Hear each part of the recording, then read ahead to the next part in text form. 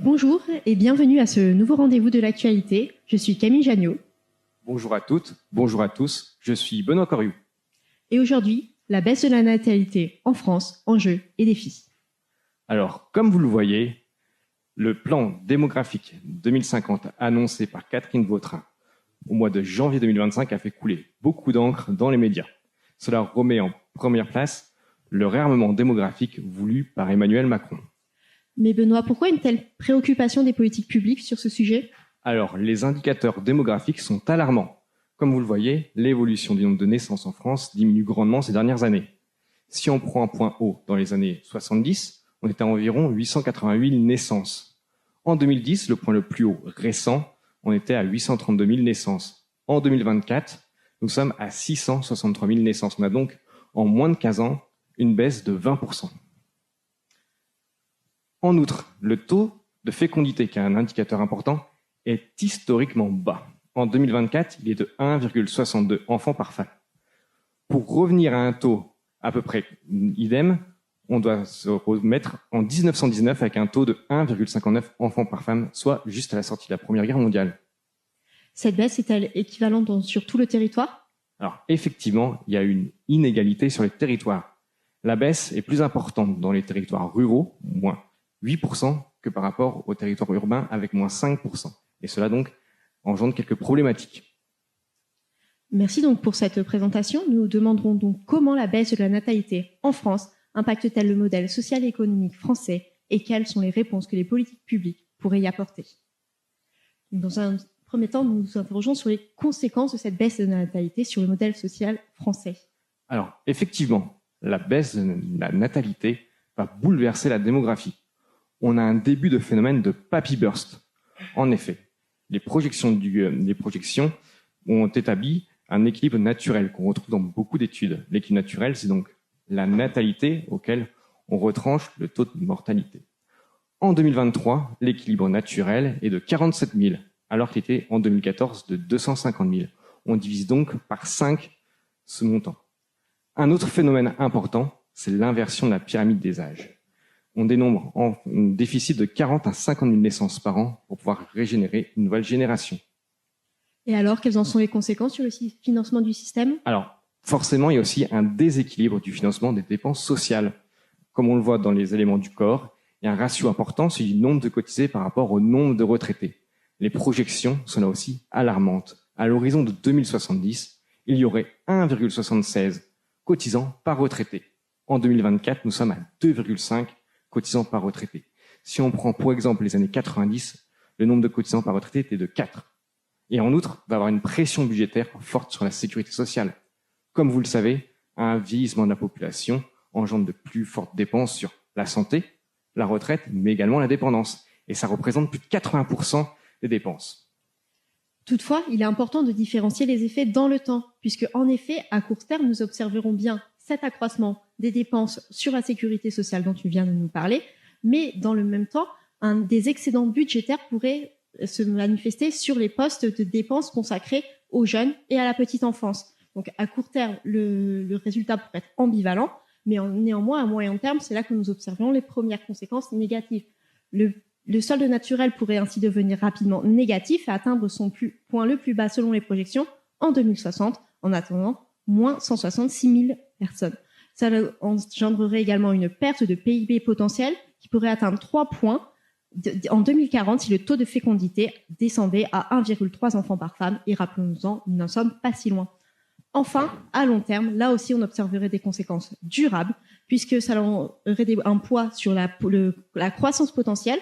Au Japon, par exemple, où on observe une inversion de la population active depuis 1995, on observe une stagnation du PIB par habitant. Enfin, un risque démocratique, puisqu'on parle parfois de gérontocratie, c'est-à-dire un gouvernement qui serait dirigé par des personnes plus âgées, dont les priorités politiques qui s'en suivraient seraient dirigées vers les personnes plus âgées. Merci Camille. Mais la baisse de la natalité, ça représente quand même un défi commun à beaucoup de pays occidentaux. En effet, la France est loin de se situer seule dans cette situation. Si on a souvent parlé d'exception démographique française, on peut toujours noter que la France se situe sur la 2e place du podium en Europe. Donc, point positif. Néanmoins, cette baisse, comme on disait, est commune à tous les pays, ce qu'on observe sur ce deuxième graphique, avec une baisse quasiment dans tous les pays, et surtout des pays européens qui se situent loin sous le seuil de renouvellement des générations, estimé à 2,1 enfants par femme. Mais Camille, également aussi, ce qui est important, c'est le nombre de naissances de manière brute. Et là aussi, la France se situe dans le top 3. Comme vous le voyez aussi sur ce graphique et sur cette carte, les pays les plus foncés représentent le nombre de naissances les plus importantes. Néanmoins, il y a un bémol. La baisse de la natalité est plus rapide en France que dans les autres pays européens. Entre 2022 et 2024, on a en France une baisse de 6,6%, alors qu'au niveau de l'Union européenne, cette baisse est de 5,5%. Mais alors, quels sont les facteurs qui causent cette baisse ?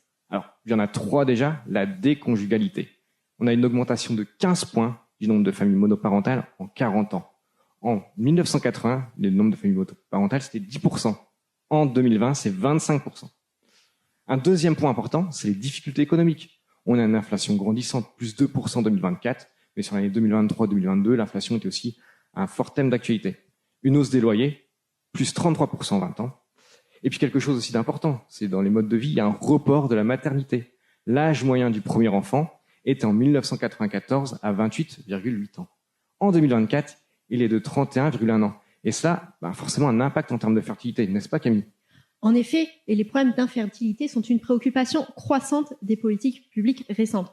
En 2022, une mission a ainsi été missionnée sur le sujet et qui estime que 3,3 millions de personnes pourraient être concernées par des problèmes d'infertilité en France. Les principales causes mises en avant par les experts, ce sont tout d'abord des facteurs environnementaux, puisque les perturbateurs endocriniens, la pollution atmosphérique, les solvants ou encore les pesticides diminuent la capacité des jeunes couples à avoir des enfants. Deuxième facteur mis en avant, c'est le changement des modes de vie et les comportements adoptés par ces jeunes couples.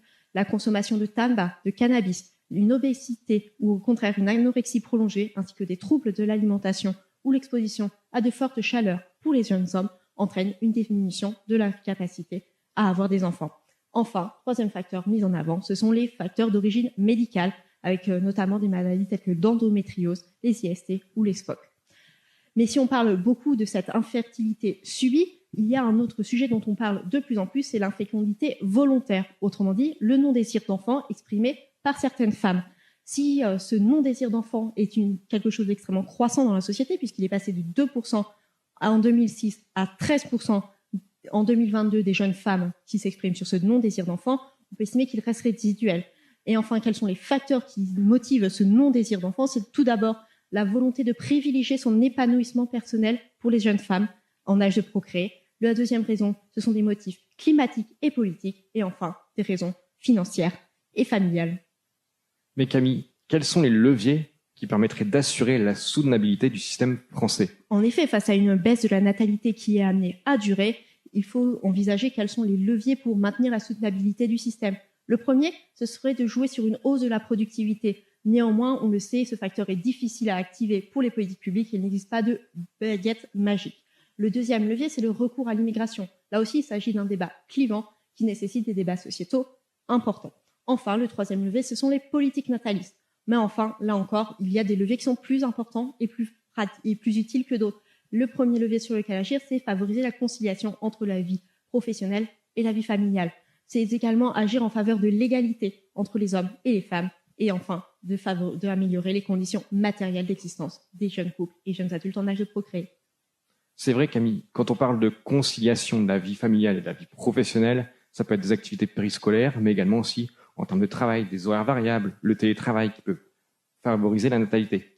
Ce qui est important aussi, c'est les modes de garde. On le verra avec le service public de la petite enfance, mais développer plus de structures d'accueil permettrait aussi de booster la natalité. Et puis enfin, le logement est un facteur important pour accueillir un nouvel enfant ou un nouveau-né. Il est peut-être important d'avoir un logement décent et assez grand. Mais est-ce que tu pourrais nous présenter des actions qui ont été mises en place dans d'autres pays ? C'est vrai que, comme on le disait, c'est un enjeu qui dépasse les frontières de l'Hexagone. Et donc en Allemagne, il y a un appel à l'immigration pour compenser la faible natalité. La Hongrie, elle, mobilise 5% de son PIB sur des leviers plutôt fiscaux et des avantages type prime. L'Italie, elle, développe une politique centrée sur l'accueil des jeunes enfants, en augmentant aussi le nombre de congés, des aides financières, et vient de créer aussi un ministère de la natalité. Et puis le Japon prend le problème, lui, à bras-le-corps avec un plan triennal en investissant près de 25 milliards d'euros. Merci du coup Benoît pour ce parangonnage. Ça nous interroge donc sur quelles sont les politiques familiales qui ont été mises en place en France et comment elles se sont adaptées et devront encore s'adapter dans les années futures. Donc, pour commencer, un bref rappel historique des politiques familiales en France. Rappelons que les prémices datent de 1932 avec la mise en place des sursalaires familiaux versés par les employeurs. C'est donc dans une optique officielle de soutien à la natalité. Cette première orientation nataliste est toujours vraie en 1946 lors de la création de la branche famille dans la nouvelle sécurité sociale unifiée, avec la création de 4 prestations familiales versées sans condition de revenus. Orientation nataliste donc poursuivie en 1978 avec l'universalisation des prestations familiales indépendamment de la configuration familiale. Néanmoins, dans les décennies suivantes, on observe que de nouvelles préoccupations émergent, notamment celle de favoriser l'insertion sur le marché du travail des jeunes femmes. Dans ce cadre, les politiques familiales prennent un tournant vers un nouvel objectif de favoriser la conciliation entre les vies familiales et professionnelles. Et on peut réciter par exemple comme politique importante la création d'un statut des assistants maternels, d'une allocation parentale de garde ou encore d'une allocation de garde d'enfants. Enfin, de nouvelles préoccupations émergent alors qu'on observe un déplacement de la pauvreté dans les années 90 et des nouvelles contraintes budgétaires sur les finances publiques. Et dans ce cadre, une volonté de cibler les prestations familiales sur les ménages les plus précaires fait le jour. Dès 1996, des premiers débats pour une modulation des revenus, des prestations en fonction des revenus des couples se font le jour, qui sera finalement mise en place que entre 2012 et 2015, donc pour renforcer la progressivité du système dans son ensemble. Alors, les objectifs actuels de la politique familiale, il y en a 3. Le premier, c'est contribuer à la compensation financière des charges de famille et accompagner. Ce sont donc des mécanismes de redistribution dits horizontaux.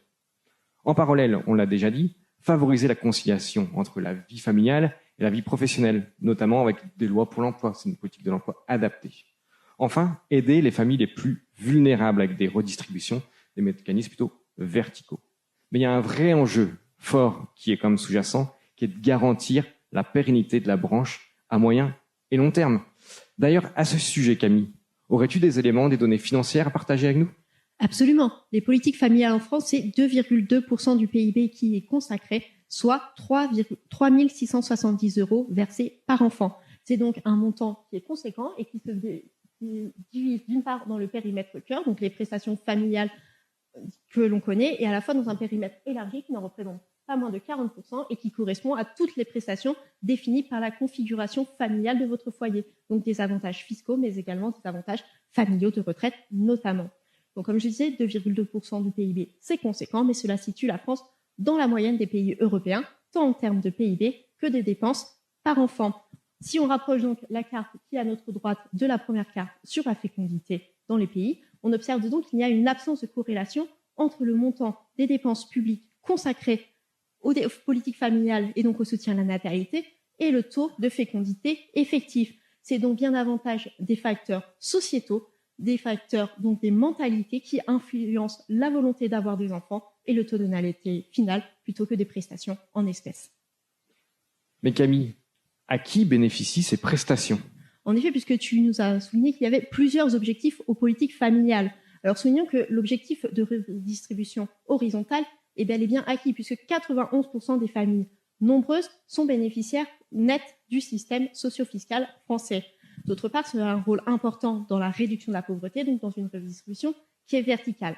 Néanmoins, le système actuel, il présente encore des points faibles, puisque les familles monoparentales restent 2 fois plus souvent dans une situation de pauvreté monétaire que les familles classiques. Autre enjeu pour notre système actuel, c'est qu'on observe des variations non linéaires selon le nombre et l'âge d'enfants, la configuration familiale et le revenu des parents, ce qui nuit à la lisibilité du système, donc à sa bonne compréhension et à son acceptabilité par les familles et les ménages français. Effectivement, on a donc une accélération de la baisse de la natalité qui est même amenée à se poursuivre quand on a vu les graphiques qui ont été montrés en introduction. Et donc, il devient quand même nécessaire et donc inéluctable d'adapter les politiques publiques pour ça. Est-ce que tu pourrais nous présenter les principaux axes de ces dernières années ? Alors, sur ces dernières années, il y a eu 2 axes majeurs. Le premier, c'était renforcer le ciblage des ménages les plus précaires. Et ça, par exemple, avec trois choses. Il y a eu la modulation selon les revenus familiaux. Il y a une autre chose, c'est la mise en place d'une garantie contre les impayés des pensions alimentaires. Et puis également, on peut penser à la revalorisation de l'ASF. Mais c'est pas tout. Il y a aussi le renforcement de l'offre d'accueil du jeune enfant. Alors là-dessus, il y a la mise en place du service public de la petite enfance à compter du 1er janvier 2025. Alors qu'il y a des objectifs, on va dire, qualitatifs, mais aussi des objectifs quantitatifs importants. 100 000 places de plus créées à l'horizon de 2027. Et donc pour ça, c'est l'autorité organisatrice qui est représentée par les communes. D'autres pistes pour un petit peu alléger, ce serait de réduire l'âge de scolarisation à 2 ans au lieu de 3 ans. Mais s'agissant du service public de la petite enfance, Camille, aurais-tu des éléments à ajouter ? En effet, comme vous n'avez pas manqué de le remarquer, le service public de la petite enfance est entré en vigueur au 1er janvier 2025, après avoir été prévu par la loi du 18 décembre 2023 pour le plein emploi. Il confère donc 4 nouvelles compétences aux communes. Le premier, c'est le recensement des besoins en termes d'accueil du jeune enfant. Le deuxième, c'est l'information et l'accompagnement des familles pour l'accueil donc de leurs enfants. Et pour les communes de plus de 3500 habitants, 2 compétences supplémentaires viennent s'ajouter. La première, c'est la planification du développement de l'offre d'accueil. Et la dernière, c'est le soutien à la qualité. Donc ce service public de la petite enfance présente des objectifs ambitieux. Le premier, c'est l'objectif d'atteindre une place en accueil formel offert pour tout enfant de moins de 3 ans. Or, actuellement, on se situe tout de même assez loin de ce terme, puisque la capacité d'accueil théorique est de 58 places en accueil formel pour 100 enfants, ce qui représente certes une hausse conséquente de 10 points depuis 2010, mais insuffisante. 59% des enfants restent gardés principalement par leurs parents, alors que ce serait le vœu en première intention de seulement 36% d'entre eux. Cette différence résulte normalement qu'il faut souvent cumuler les offres d'accueil pour garder un seul enfant du fait des agendas des parents. Enfin, le deuxième objectif du service public de la petite enfance, c'est de réduire les inégalités d'accès en accueil formel. On sait en effet que les familles en situation de pauvreté monétaire sont plus de 2 fois plus souvent en difficulté pour retrouver un accès. Seulement 19% bénéficient d'une place en accueil formel contre 85% dans la moyenne nationale.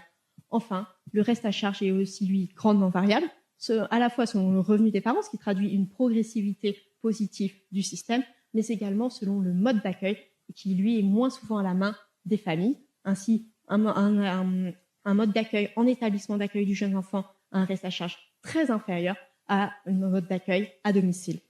Et levier essentiel pour la réussite de ce service public de la petite enfance, c'est le renforcement de l'attractivité des métiers et le soutien à la qualité de l'accueil. En effet, actuellement, 10 000 places seraient fermées faute de personnel, ce qui représente des difficultés de recrutement pour un établissement sur 2. Or, ces difficultés ont un impact fort sur la qualité qui ont pu être vues avec de multiples affaires de maltraitance dans les établissements d'accueil. Merci Camille pour ce zoom sur le service public de la petite enfance, une chose qui était importante quand on voit les 6 milliards d'euros qui sont prévus dans la coge de la branche famille. Donc, on a une natalité, comme je disais, qui est amenée à demeurer en baisse, mais il y a comme de l'espoir, il y a des réflexions qui peuvent être menées sur les politiques familiales qui sont même nécessaires. On en a isolé 3. Pourrais-tu nous parler de la première, Camille ? En effet, le premier scénario face à cette baisse de la natalité serait de continuer à poursuivre une politique familiale ambitieuse. Donc, le premier axe, c'est le renforcement de l'accueil du jeune enfant dans le cadre du déploiement du service public de la petite enfance. Mais ça inclut également des réflexions en termes de réforme légale, notamment le congé parental. Notamment, il est évoqué de le raccourcir pour en améliorer la rémunération, alors qu'actuellement, il est pris à 95% par les jeunes femmes. Autre sujet de réflexion actuelle, c'est le versement des prestations familiales dès le premier enfant, dont une proposition parlementaire de loi a été validée en commission des affaires sociales. D'autres sujets sont des sujets de bioéthique, on pourrait notamment penser à engager une réflexion autour de la gestation pour autrui, la procréation médicalement assistée ou le gel des ovocytes des femmes alors qu'elles sont encore en âge de procréer. Enfin, des innovations pourraient être mises en place par notamment les organismes de sécurité sociaux. Le sociologue Julien Damon préconiserait ainsi la nationalisation des plateformes de rencontres ou l'organisation de bals par la CAF afin de favoriser la mise en couple des jeunes. Alors, premier scénario avec des éléments très innovants. Un deuxième scénario qui est un petit peu moins innovant, avouons-le, c'est le renforcement du ciblage sur les ménages les plus précaires. Alors, il y a la réforme du CMG, complément libre choix de garde. Et donc, par exemple, on peut noter l'allongement et l'extension jusqu'aux 12 ans de l'enfant pour les familles monoparentales. Ensuite, il y a l'aplanissement de la courbe prestation-revenu. Vous avez tous en tête sans doute cette courbe en U, du fait qu'il y a de l'allocation de prestations familiales, mais aussi des leviers qui sont fiscaux. Et donc, ce qu'on pourrait faire, c'est d'un côté abaisser le seuil à partir duquel seraient modulées les allocations familiales, et puis fixer peut-être un seuil maximal à partir duquel on pourrait supprimer les allocations familiales pour jouer sur l'autre versant de la courbe. Ensuite, réforme du quotient familial, il y a beaucoup de choses qui ont été écrites sur cela. On pourrait notamment avoir une réforme en structuration de ce quotient familial selon l'échelle d'équivalence de l'OCDE. Et puis, comme je disais, il y a beaucoup, c'est sûr, de littérature qui a été fournie sur ce sujet-là. La Cour des comptes, notamment en 2023, prévoit quand même une réflexion globale, quelque chose d'assez pragmatique en mobilisant l'ensemble de ces leviers. Et enfin, un troisième scénario serait de prendre acte de la baisse de la natalité qui est sûrement amenée à durer pour redéployer les excédents budgétaires libérés sur les postes jeunesse et petite enfance vers des dépenses qui seront amenées à s'accroître dans les années futures. On peut notamment penser au poste dépendance et à un redéploiement vers la CNSA ou vers le financement de la transition environnementale et écologique, ou enfin, dans une troisième optique, pour un scénario de consolidation budgétaire face aux situations des dépenses des finances publiques actuelles. Effectivement. En tout cas, Camille, ce qu'on voit, c'est que l'enjeu de la natalité porte sur de nombreuses politiques qui sont connexes. On a parlé du logement, on a parlé aussi d'équité intergénérationnelle, de santé, d'emploi, mais il y a aussi de la bioéthique et il y en a bien d'autres.